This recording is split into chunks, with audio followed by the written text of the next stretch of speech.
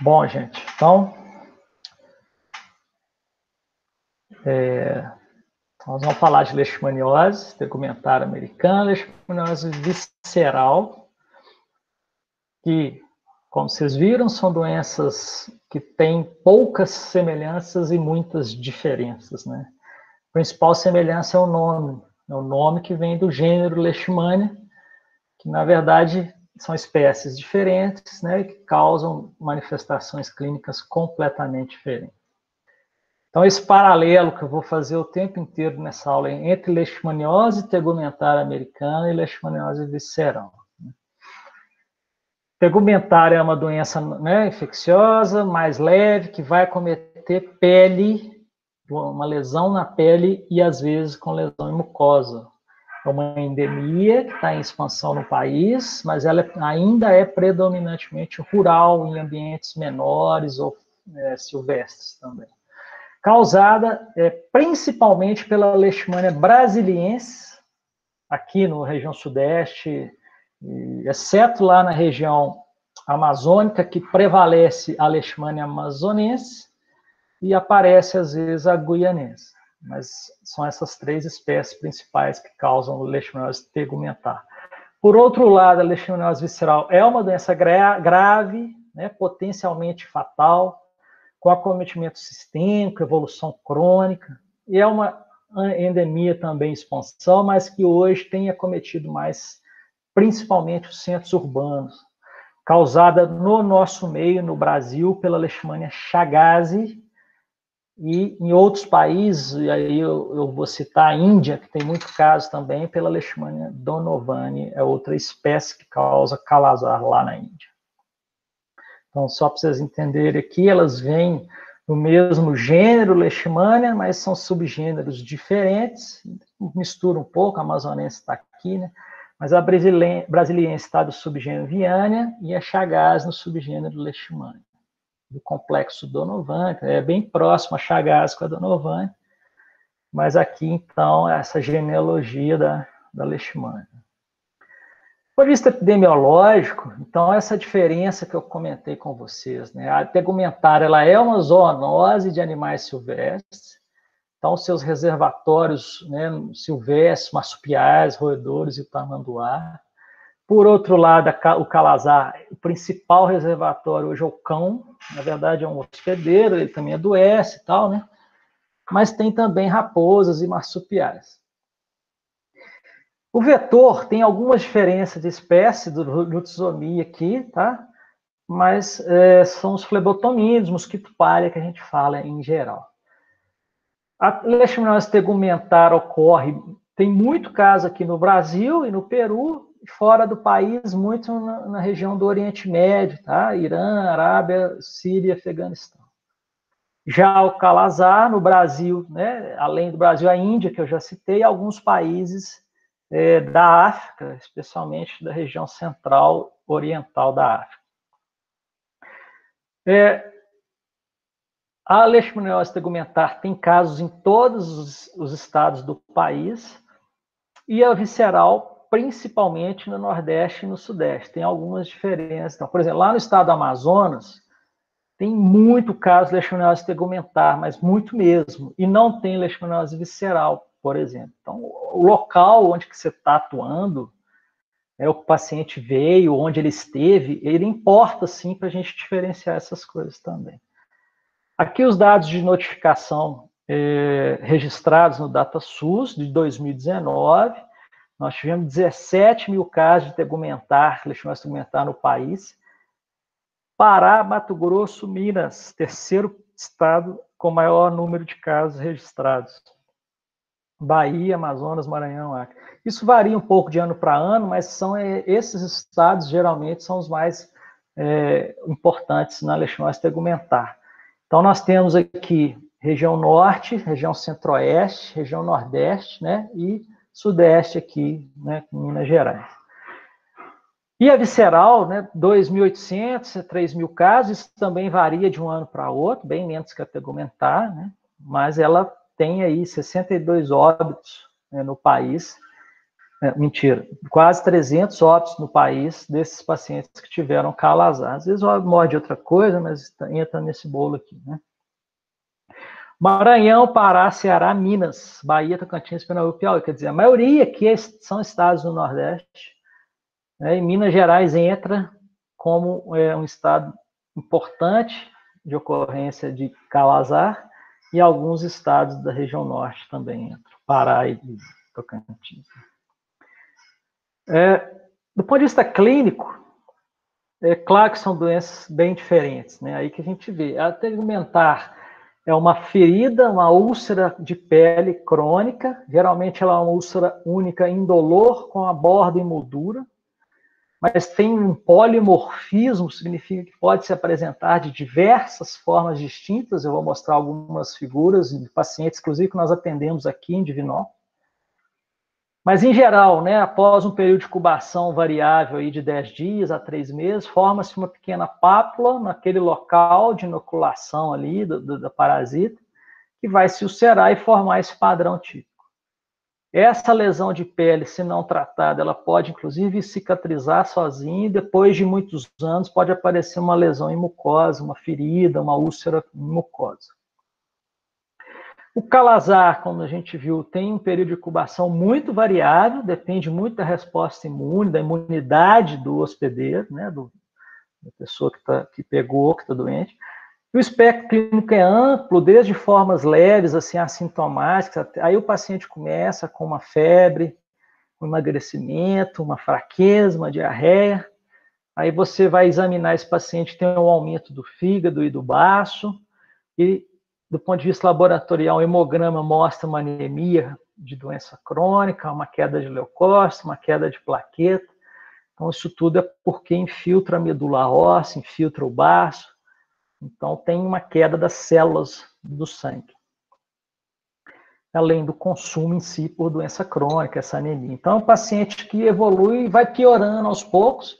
Muitas vezes ele chega para atendimento lá no posto de saúde, estou fraco, aí vai ver, tem uma anemia, começa a tratar como se fosse uma anemia por deficiência de ferro, e aí ele não melhora, ele está tendo febre à tarde, ele está emagrecendo, e vai ver, ele está com calo-azar, ele interna no CTI e morre, né? Então, um diagnóstico tardio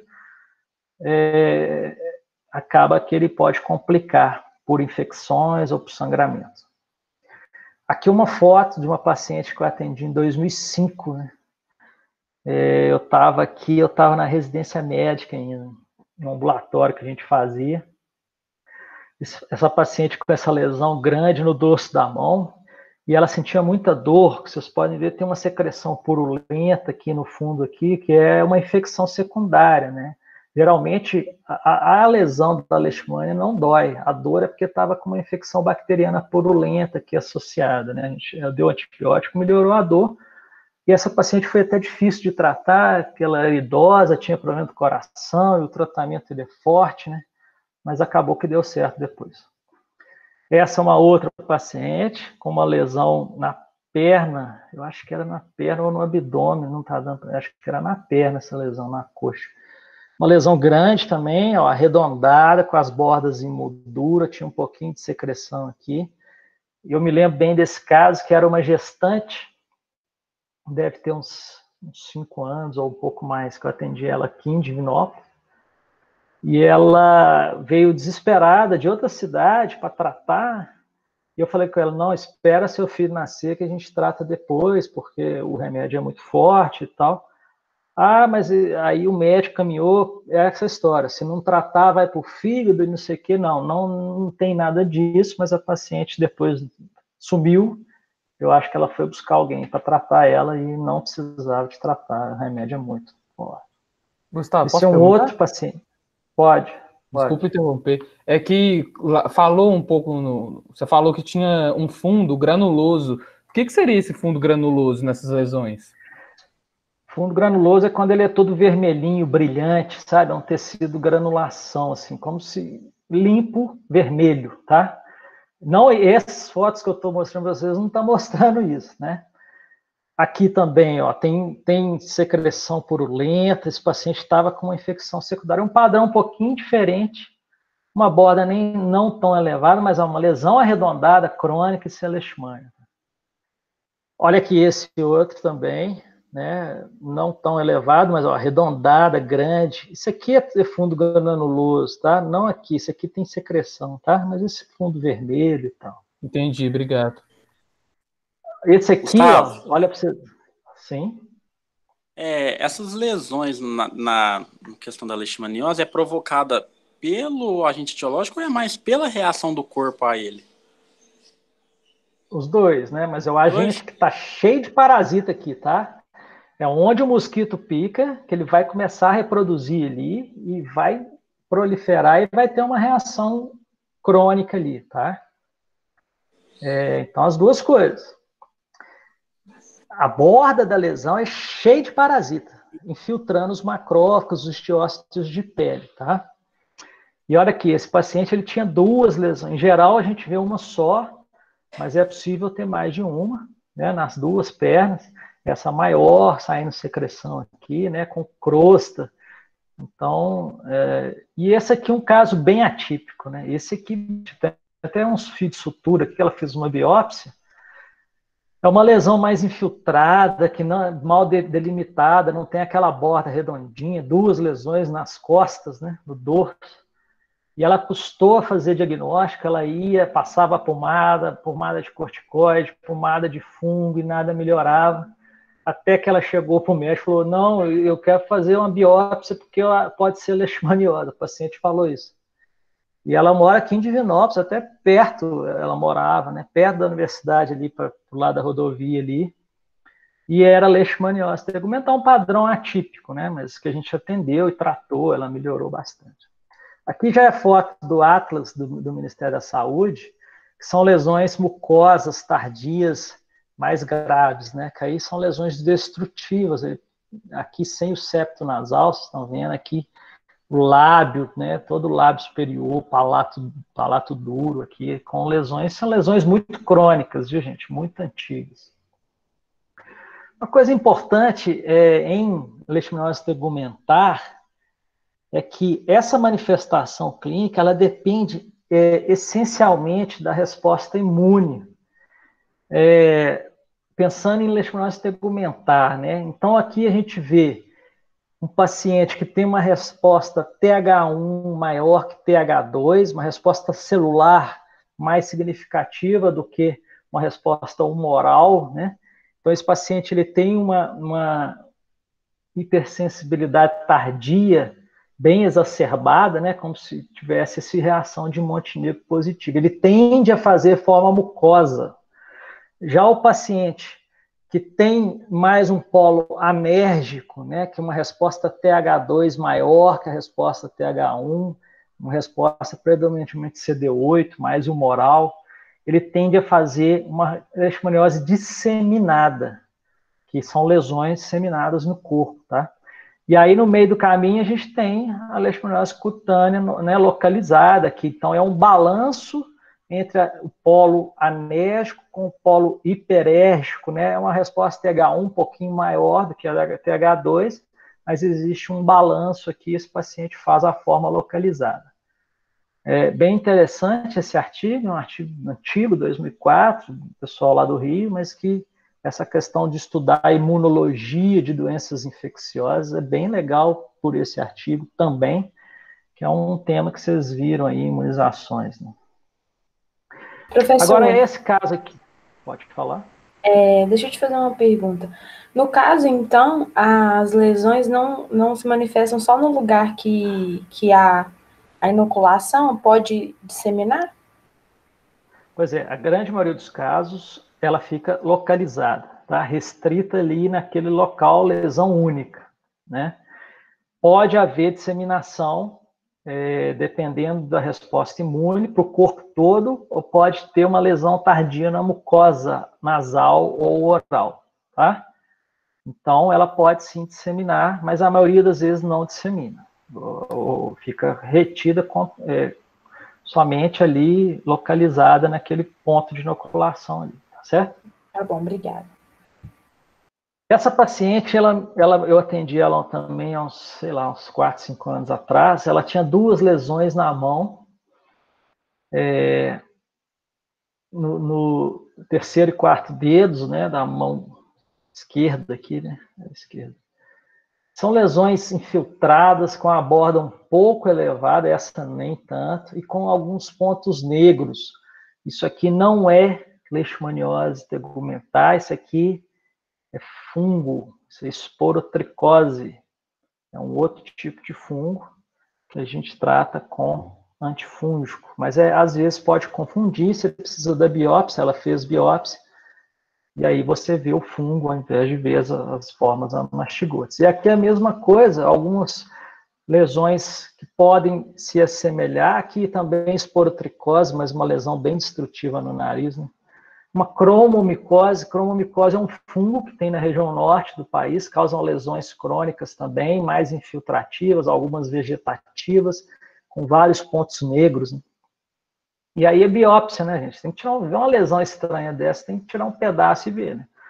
E olha essa aqui, isso aqui é uma leishmaniose tegumentar, mas é um aspecto bastante atípico, né, na nádega, estão vendo aqui, com umas lesões infiltradas irregulares. Você olha isso aqui, você pensa em câncer, ou, né, pensa em outra coisa, mas você faz biópsia, aí você vê leishmania ali, você trata e melhora, né? Já a leishmaniose visceral, né, essa foto é só para ilustrar também, essa foto é do manual do Ministério de 2006, que é aumento de fígado e baço. Foi desenhado aqui no abdômen desses pacientes. Eles veem um abdômen volumoso, né, um pouco inchado, né, e eles colocaram aqui o tamanho do fígado e baço, que estão bem aumentados. Olha o baço na altura da cicatriz umbilical, né? A gente palpa ele endurecido e na maioria das vezes indolor, que é um processo crônico. Bom, quando diz diagnóstico, como é que diferencia, né? Então, nós vamos ver isso aqui, mas assim, imunológico, na leishmaniose tegumentar, é o Montenegro, uma intradermal reação de Montenegro, que é como se fosse um PPD que a gente faz para identificar se já foi exposto ou não a leishmania. E o parasitológico é a biópsia da lesão da pele, ou um raspado, né, um esfregaço daquela borda. Na leishmaniose visceral, é um diagnóstico por detecção de anticorpos, sorologia, aí o principal é a imunofluorescência indireta. E o parasitológico, a gente vai colher o aspirado da medula óssea, no osso da bacia ou no externo, e fazer, né, colocar na lâmina e corar e ver. Então, aqui, aplicando o Montenegro, igual o PPD, né, gente? Se aplica 0,1 ml do antígeno na região intradérmica e após 48, 72 horas você faz a leitura. Se fizer um nódulo acima de 5 milímetros de diâmetro, é considerado reator. É igualzinho ao PPD, a técnica é idêntica, tá? E aqui a coleta, nesse caso, está com o coletador aqui, está com uma lâmina de bisturi fazendo uma raspada, uma raspagem da borda da lesão. Claro que idealmente você faz um botão anestésico, né, limpa, faz um botão anestésico, mas às vezes dá para colher sem anestesia também. Você faz um raspado ali e você põe na lâmina, você vai ver o que? São macrófagos, vocês estão vendo esses pontinhos pretos dentro dos macrófagos, que são as formas amastigotas da leishmania. Aqui só para ilustrar um teste rápido, mas é um teste rápido para calazar, que tem disponível, igual tem de HIV, de sífilis e de Covid. É o teste rápido, a gente pode ter ele para calazar e detecção de anticorpo também, da mesma forma, né? E aí, o aspirado da medula óssea, a gente põe lá na lâmina um aspirado de medula óssea, você vai ver muitas células vermelhas lá naquela medula, alguns precursores, e aqui é um macrófago, né, de medula óssea cheio de amastigotas aí dentro do macrófago medular, né? E aí você fecha diagnóstico de certeza, né, padrão ouro. Definição de caso, a gente já viu. Então, leishmaniose tegumentar é um indivíduo com presença de úlcera cutânea, com fundo granuloso e bordas infiltradas em moldura. E pensando em mucosa, qualquer úlcera em mucosa nasal também é considerado suspeito de leishmaniose tegumentar, né? Leishmaniose mucosa. Já para calazar, paciente com febre, esplenomegalia. Aí está lá no guia, se vocês forem ver lá no guia de vigilância, está assim, procedente de área de transmissão. Se ele não for procedente de área de transmissão, você suspeita desde que descarte outros diagnósticos. É a mesma coisa, né? Então, febre, esplenomegalia é igual a suspeita de calazar. Só para pincelar, isso obviamente não vou cobrar, vocês não têm que saber, mas eu comentei do tratamento, que o tratamento ele é muito forte, ele é feito com antimonial, glucantine, um remédio bem antigo, né? É um remédio que tem muita reação adversa. O paciente às vezes precisa internar para tratar calazar, que é a doença mais grave, né? E faz muita alteração renal, alteração cardiológica, pode ter arritmia, pode ter alteração de pâncreas e de fígado, então não é um remédio muito bom. Como alternativa tem a anfotericina B, que também é muito tóxico, também tem que ser usado em internação, mas é uma alternativa. Tem outros que também pouco usados no Brasil, que são menos eficazes. Miltefosina, o pessoal lá na Índia usa muito para tratar a Leishmania donovani, não age tão bem contra a Chagas. Então, em geral, a gente usa o glucantine. Se o paciente está pior, está mais grave, a gente usa a anfotericina B. É isso, basicamente é isso. Aqui uma evolução, uma lesão pós-tratamento, né? Um paciente que tinha aqui a lesão típica, borda infiltrada, elevada, né? Começa a tratar essa borda, começa a retificar e cicatriza, e aqui, né? Primeiro aqui. Aí começa a cicatrizar, ela vai fechando e ele faz uma cicatriz, no caso, hipertrófica. Parece que tinha uma lesãozinha secundária aqui, ó, vocês estão vendo aqui melhor, aqui cicatrizou também. Bom, era isso de leishmania, as principais referências é o guia de vigilância, e aí nós temos o guia leishmaniose visceral grave do Ministério, 2006, Manual de Vigilância de Leishmaniose tegumentar, de 2017, Walter Tavares, que está disponível lá na biblioteca, né, quando voltar a funcionar.